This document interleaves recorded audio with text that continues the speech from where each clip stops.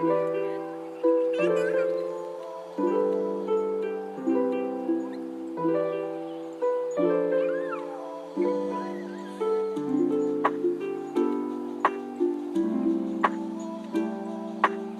everyone, my name is Matt, and this is my story. I've been hearing a lot about ChatGPT recently, and in case you haven't heard about it, it's a pretty well-developed AI program. It's available online. Anyone can check it out and try to use it. And if you do, your interactions are virtually indistinguishable from interactions with a human being. So this piqued my curiosity. I logged into ChatGPT a week or so ago, and I asked ChatGPT as an experiment what fulfillment means. And what ChatGPT said was,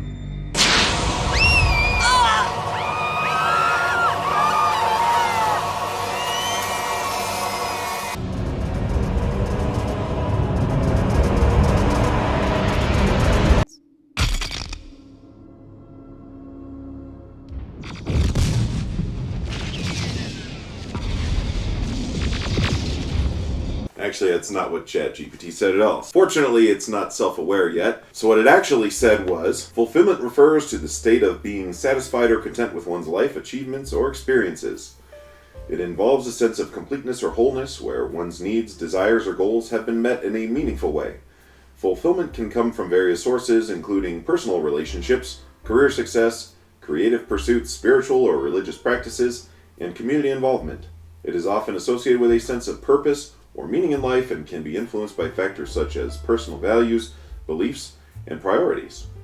In contrast to happiness, which may be fleeting or dependent on external circumstances, fulfillment is more enduring and reflects a deeper sense of well-being and satisfaction with one's life. It is a subjective experience that varies from person to person and may involve different aspects of life depending on individual preferences and circumstances. For an AI-generated response, that's really not a bad answer. But for me, a year ago, when I set out to intentionally stop living a life driven by fear and start living a life driven by personal fulfillment, I naturally had to begin by asking myself that same question: what does fulfillment mean? And I did not get such a concise answer. In fact, it's taken me this long to boil my own answer down to the point where I feel like I could start making a YouTube video about it. Your confusion is not rational. But I'm going to give it a go here. So, since I was journaling at the time that I began this exploration, I can actually pinpoint the exact page when I started exploring this concept of fulfillment for myself. And here it is.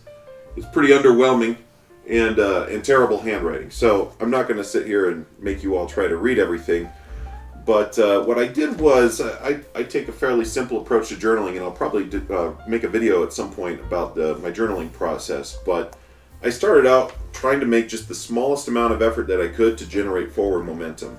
So specifically for this exercise, what that meant was I would just write down just individual words about fulfillment, what I thought might correlate to fulfillment.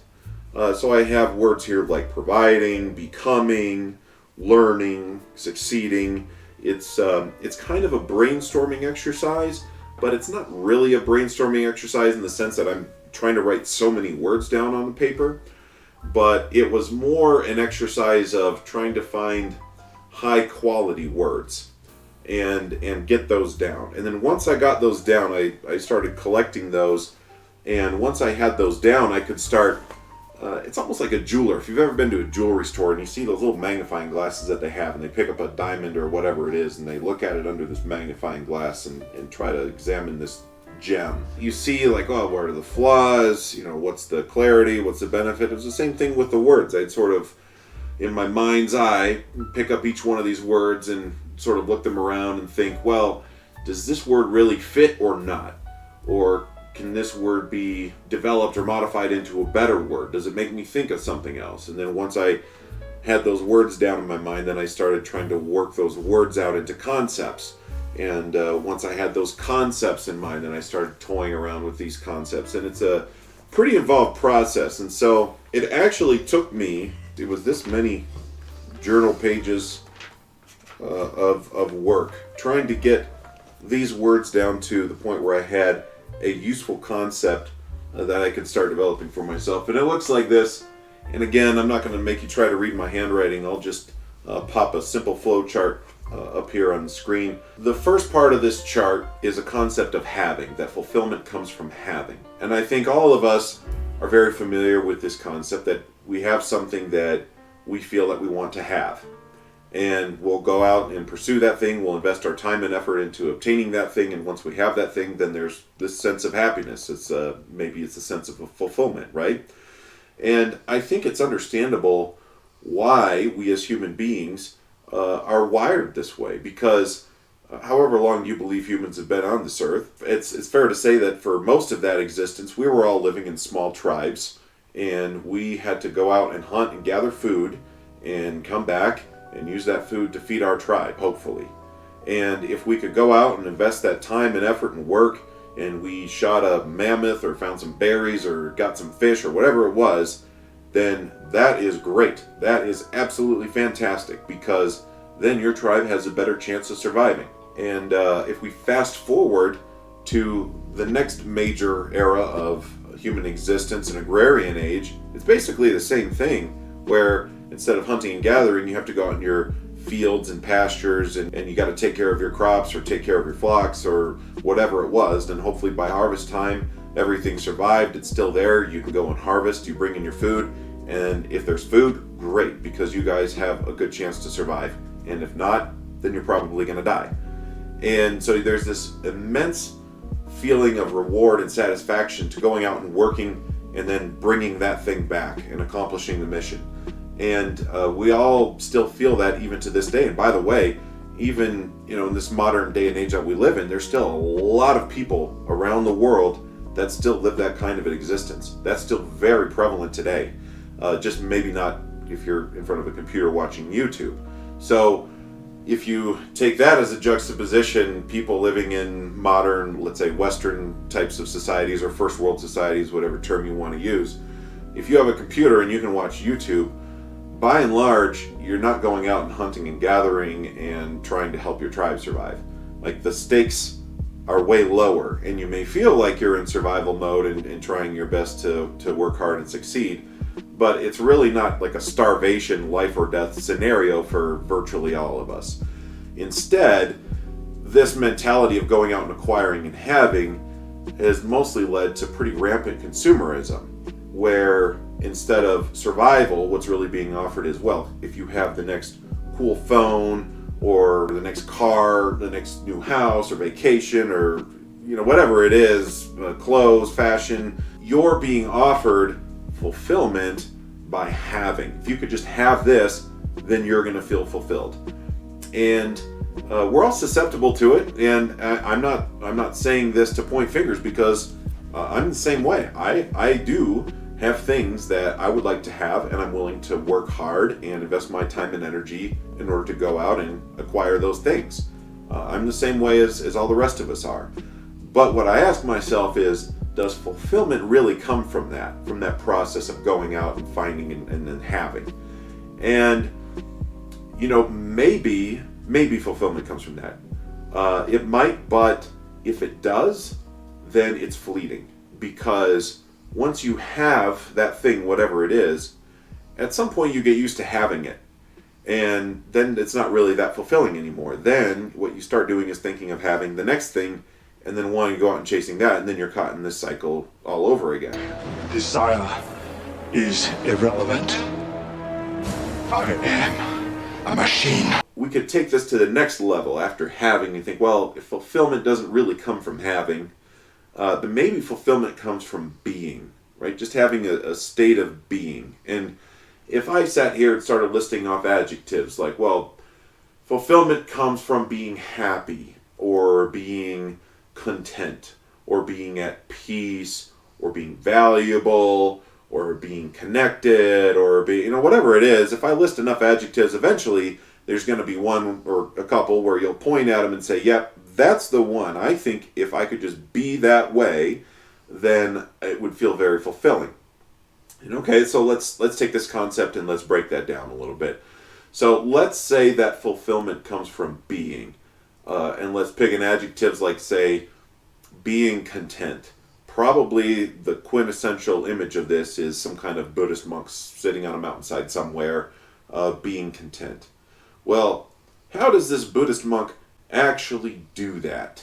How does the meditation work? Well, you have to have a place where you can sit and do your meditation, right? And as you meditate, you have to breathe, and you have to let go of your various fleeting thoughts. You have to focus on being in the present moment and regulating your breath and letting go. You know, this whole thing, it's a whole process to do this meditation. It's not just something that happens spontaneously. Why? What do you mean why? 'Cause you can't. Why? Okay, and most of us, I think, probably understand that feelings don't just come spontaneously. You can't, for example, if you have a friend or family member who's feeling depressed, you can't just go up to that person and say, hey, cheer up, just be happy. Like, feelings don't work that way. And even, say, an extreme example, a drug addict can't just conjure a high out of nothing. They actually have to take the drug in order to get the high. So there's this link between being and doing, that you can't be something without doing something. It requires action. You can't be a driver without driving a car, or you can't be a golfer without golfing. You can't be a teacher without teaching.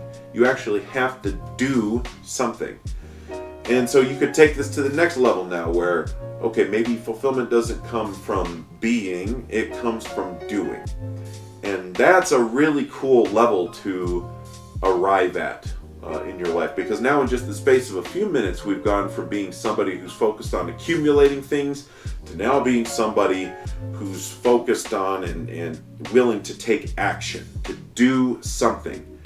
And that's a very empowering place to be, to focus on doing things, especially, I think, in our digital, postmodern, consumerist age, to be somebody who, instead of just trying to accumulate stuff, like, no, I'm going to take action, I'm going to do something, I'm going to make things happen, and I'm capable of doing that. That ought to be a very empowering rallying cry for people, because once you embrace that concept and start taking action, then you're capable of shifting your life and moving in a positive direction for yourself.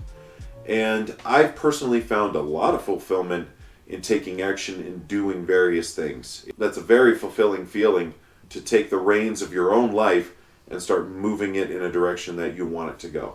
So with all that being said, does fulfillment come from doing things? The problem with doing things, with taking action, is that whatever it is that you decide to do, eventually you're going to run into an obstacle. And some of these obstacles are fairly simple, but some of them are very complex. So if you want to, let's say, take a simple concept, you want to lose weight, you start jogging. Okay, that's cool. You do that for a few days or weeks or whatever, and eventually you develop the shin splints, and then you end up sitting on the couch eating ice cream until the middle of the night, and there goes that whole plan. You know, take something a little more serious, like you decided to start a business, and that went really well until you lost a key contract, or a key employee left, or you got a bunch of mystery 1-star reviews on Google, or whatever the case may be. But there's always going to be something. Or say you started a new relationship.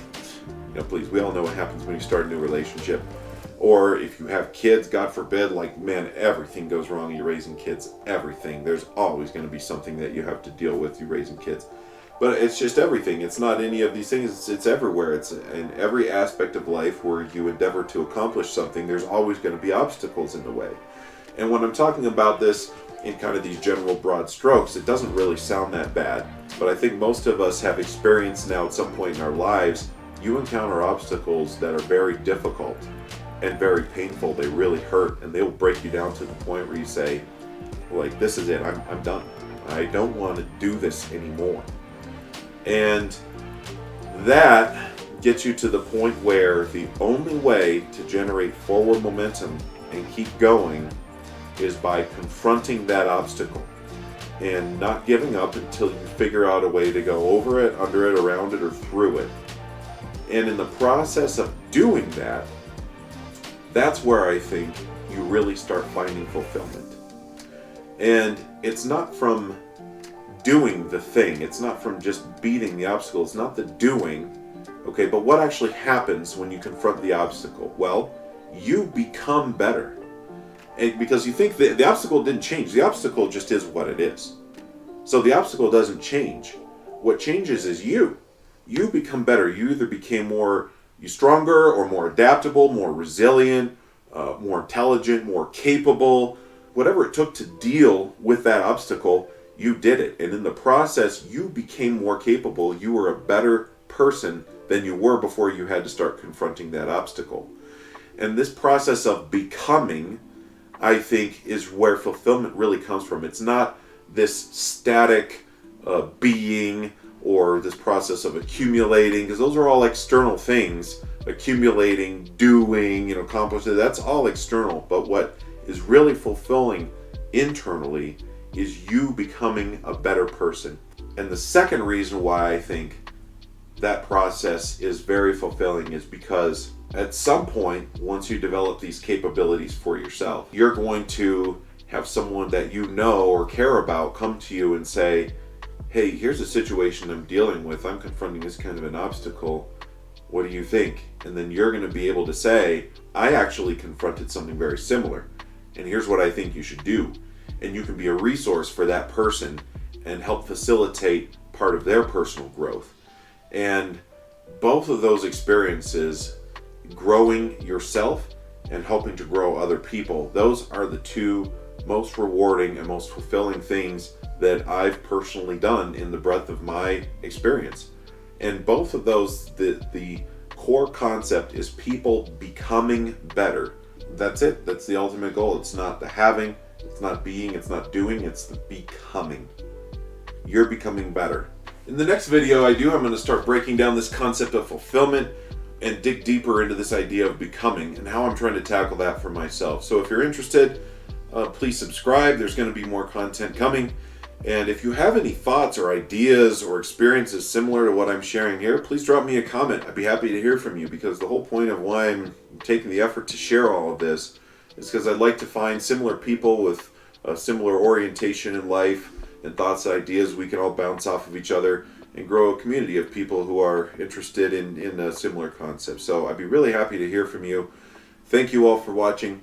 We'll see you next time. How's that for a definition of fulfillment? Take that, ChatGPT.